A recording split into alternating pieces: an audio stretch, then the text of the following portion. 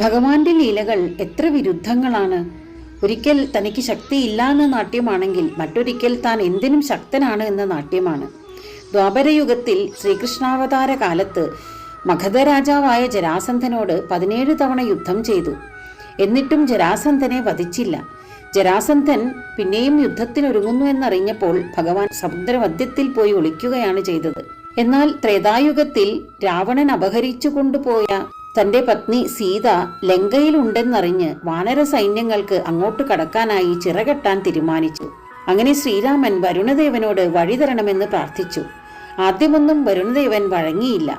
അപ്പോൾ ഭഗവാൻ ക്രുദ്ധനായി ഈ സമുദ്രം മുഴുവനും ഭസ്മമാക്കുമെന്ന് ഭീഷണിപ്പെടുത്തി ആഗ്നേയാസ്ത്രം തൊടുത്തു. ജരാസന്ധനോട് എതിർക്കാൻ ശക്തി പോരെന്ന് നിശ്ചയിച്ച് ദ്വാരകയിലേക്ക് മാറിയ ശ്രീകൃഷ്ണനും വരുണനെ വെല്ലുവിളിച്ച് സമുദ്രത്തെ ഭസ്മമാക്കാൻ ഒരുമ്പെട്ട ശ്രീരാമനും യഥാർത്ഥത്തിൽ ഭഗവാൻ തന്നെയല്ലേ? എല്ലാം ഭഗവാന്റെ കളികൾ തന്നെ.